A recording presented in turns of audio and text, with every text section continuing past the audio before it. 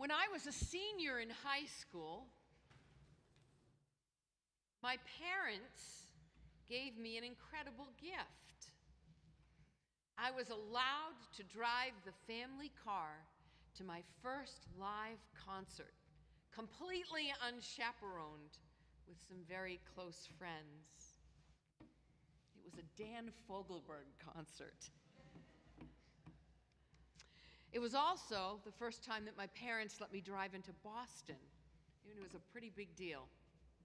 And the words that my mother spoke as I left the house that evening echoed in my ears. Be careful. Well, I had had my license for 2 years, was accident-free, and I thought that I had it. That is, until we got into an underground parking structure that evening.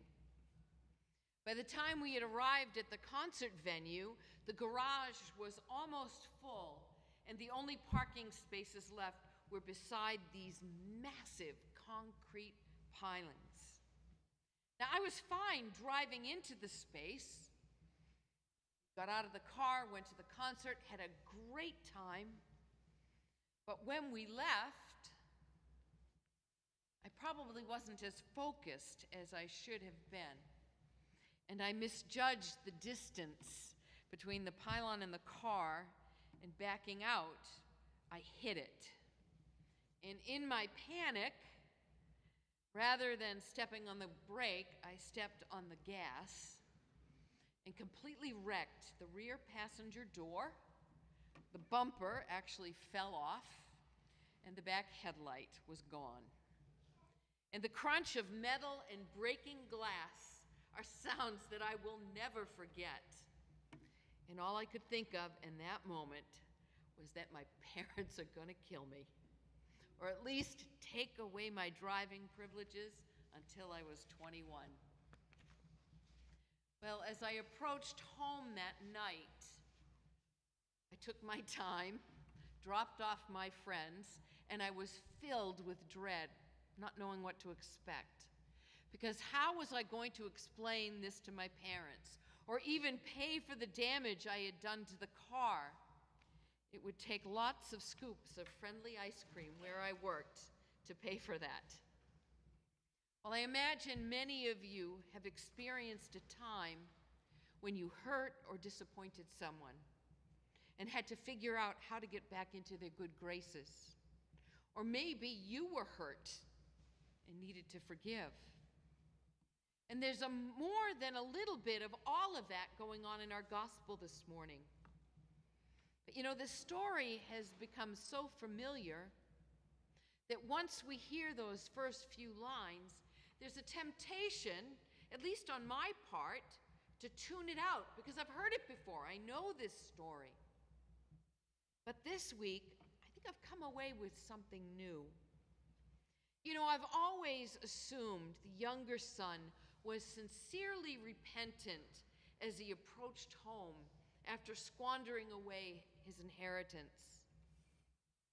But at that moment in the gospel where it says, and he came to himself, or he came to his senses, it doesn't mention anywhere the realization that this kid was an obnoxious, ungrateful jerk. Instead, he's concerned about being hungry. And so he comes up with a scheme to ensure he has a full belly, figuring out a way he can get back into his father's good graces. He wasn't sorry for taking his inheritance. So from this perspective, what might this story be about? Well, let's begin by taking a look at the word prodigal. The word prodigal means lavish. In fact, lavish with this overtone of being wasteful, almost a foolish kind of lavishness. And that certainly fits with what we think about the younger son. But it's not only the son who fits this description. The younger of the two brothers comes to his dad and asks for his inheritance so he can sell off a portion of that. But what's interesting is families owned property. And so the father would have to hand over the deed of half of his property to this son, who would then have to sell it. And so the father was giving this son half of the livelihood that provided not only for the father and the family and all those that were attached to the household, but that older brother as well. Can you imagine your own child asking you to sell the house so that they could have half of the proceeds? And even more remarkable is what the father does in this parable. He actually gives him his inheritance. And I imagine the older son was none too happy with this arrangement, because it not only affected his future, but in a shame culture, his father was viewed as an embarrassment for being so foolish. Can you hear his neighbors? What are you doing giving that boy his inheritance? How disrespectful. You should disown him. Isn't that the way so many of us might counsel one another? How our culture responds when we hurt or disrespect one another. But this lavishly wasteful father grants this crazy and self-centered wish so the son can go do what he wants. And go he does. To live as excessively as his money would allow. Throwing wild parties for his friends until he runs out of money. At which time he probably runs out of friends. And so he's hungry, and he comes up with a plan, and he heads home. But the father, as the story remarkably unfolds, sees him from far away off. And he runs to him even before the son can start the speech that he's rehearsed. He can barely get it out. His father kisses him before any of that happens. As Luke narrates, but while he was still far off, his father sees him, gathers up his robes so he can run to meet his son. And who cares what he looks like? Who cares what the neighbors think? Who cares that he's been made a fool of? He's running to meet his beloved son. He's filled with so much compassion that he puts his arms around him and kisses him. And it's only then that the son says to him, "Father, I have sinned against heaven and before you. I am no longer worthy to be called your son." And what does the father do before the son can give him that offer? He shouts out for his servants, "Bring out a robe, the best one, put it on him. Get the ring with the family crest on it and sandals on his feet. And get the fatted calf, the one that's been fed with grain, and kill it. Let us eat and celebrate. This son of mine was dead and is alive again. He was lost and found." Begin to celebrate. And so whether his confession is sincere or not, we don't know, as he never gets to finish it, never quite reaching the treat me like a hired hand. The father doesn't care if his son is sincere or not. He's just so glad he's back. You know, in many readings of this story, I thought it was all about repentance.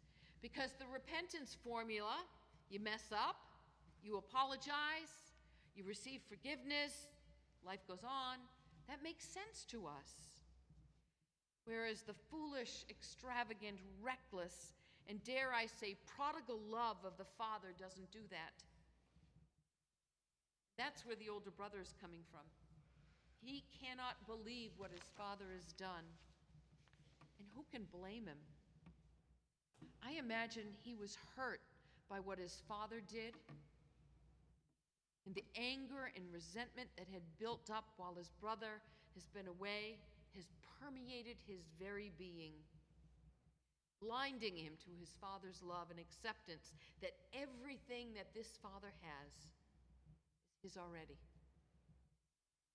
And And so maybe Jesus tells a deliberately ambiguous story to be unambiguously clear about God's determination to go after and win back all of God's children, whether they're truly repentant or not, whether they're deserving or not, whether they even want to be saved or not.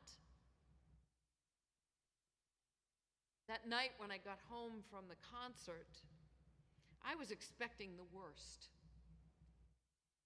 But what I received is what I hope every child can receive from a loving parent.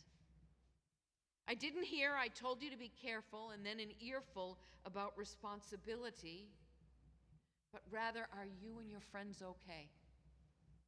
I'm glad you didn't get hurt. Let's take a look at the car and see what we need to do." Now, that doesn't mean there weren't consequences the next day. There were. But that night, there were no accusations, no demands for repentance, just pure love and concern. And my folks had every right to be angry, but instead they were understanding and kind, knowing that I felt bad enough about what had happened. They were lavishly prodigal parents. Maybe that's why this story is so compelling, because at any time, we could be any one of the characters in this parable. How many of us have squandered the love that we've been given? How many of us have felt the bitter sting of insecurity and the fear of being left out? Who among us has not chased after love, hoping it would be returned? And so in the end, this story isn't nearly as much about a reckless son, but rather it's about a reckless, even wasteful, and extravagant God who has so much forgiveness to grant that God dishes it out with abandon, so much love to share that God simply can't hold back. From our perspective, I think that's just a little hard to believe. The Father in Jesus' parable met both his sons where they were at, not expecting repentance or forgiveness or even understanding, but instead offering abundant love and acceptance. And so today we are reminded that we belong to a prodigal God who invites each of us into a prodigal community where the compassionate and infinite providence of God reigns and God's wasteful and lavish love is poured out on each one of us in the world. But this prodigal kind of community, it takes intention. And it asks us to acknowledge hurt, to see the humanity in the person that has hurt us, with God's help, prevent rage from distilling into spiritual toxic waste. And it challenges us to remain in relationship with those who hurt us or those we hurt. And it calls us to pray for them, to help us take a break from resentment and tap into God's love for each one of us, to view that person who has hurt us through the eyes of God, who loves saint and sinner alike.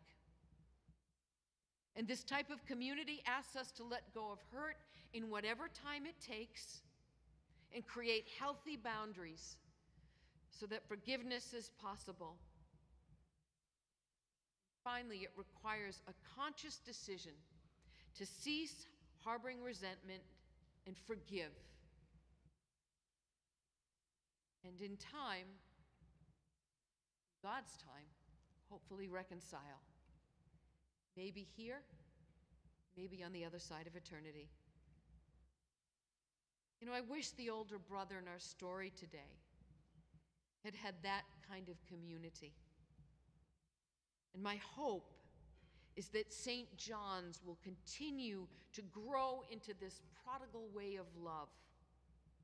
Because as recipients of God's compassion, mercy, and forgiveness, it's within our reach, the very least we can do.